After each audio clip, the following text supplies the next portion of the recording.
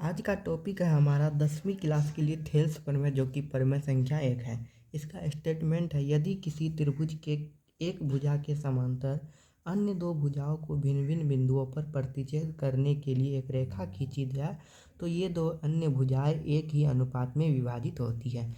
इसका मतलब समझिए, ये एक त्रिभुज है ABC और BC के समांतर है DE। ये AB को और AC को क्रमशः D और E बिंदु पर प्रतिच्छेद किया है, तो ये कहता है कि ये दो भुजाएं एक ही अनुपात में होगी, यानी AD/DB और AE/EC होगा। तो इसके लिए सबसे पहले हमें लिखना होगा, दिया है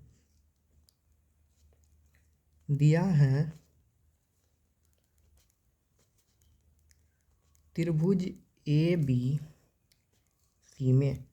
ABC में क्या दिया है, DE समांतर दिया है BC। त्रिभुज ABC में दिया है DE समांतर है BC के। तो साबित करना है कि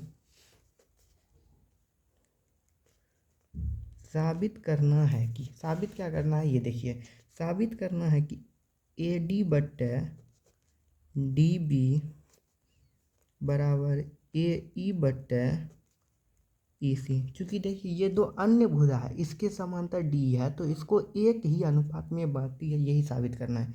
इसके लिए देखिए हमने बनावट क्या किया है, हमने D से DM लंब AC पर और E से EN लंब AB पर खींचा। D से DM लंब AC एवं E से EN लंब AB खींचा। इसके साथ हमने क्या किया है, इसके साथ हमने BE एवं DC को मिलाया, BE एवं DC को मिलाया। अब इसके लिए हमें क्या देना पड़ेगा, प्रमाण देना पड़ेगा। प्रमाण में हमें क्या लिखना है, देखिए यहाँ पे क्या है AD, तो AD हमारा किस में आएगा, AD इस त्रिभुज में आएगा ADE में, और DB हमारा आएगा DBE में। तो यहाँ पे हम लिखेंगे एरिया ऑफ त्रिभुज ADE बटे एरिया ऑफ त्रिभुज DBE, ये लिखेंगे। तो त्रिभुज का क्षेत्रफल होता है 1/2 गुना आधार।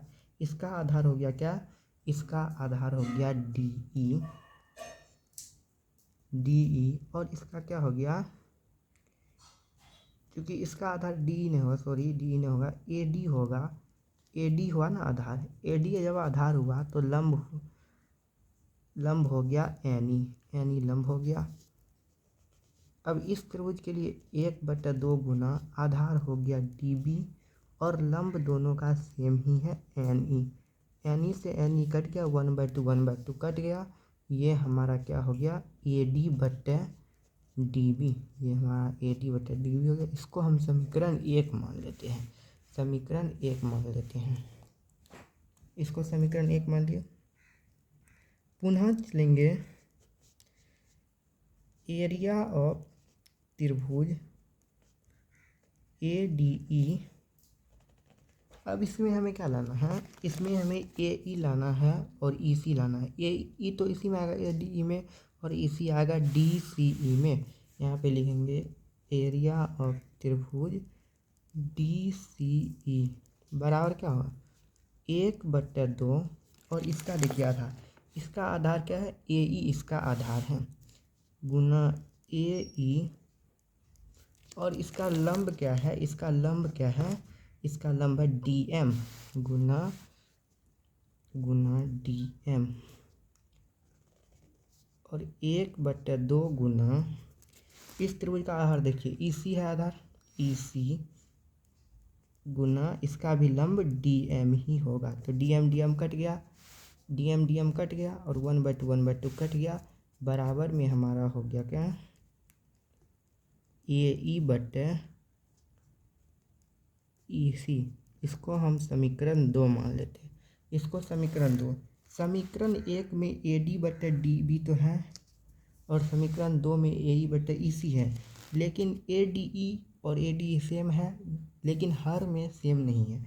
देखिए त्रिभुज जो है डी डी बी ई और त्रिभुज डी ई सी, ये एक ही आधार डी ई और डी ई समांतर बी सी के बीच स्थित है। तो 9th क्लास का प्रमेय कहता है कि यदि दो त्रिभुज एक ही आधार और दो समांतर रेखा के बीच स्थित रहता है तो दोनों का क्षेत्रफल बराबर होता है।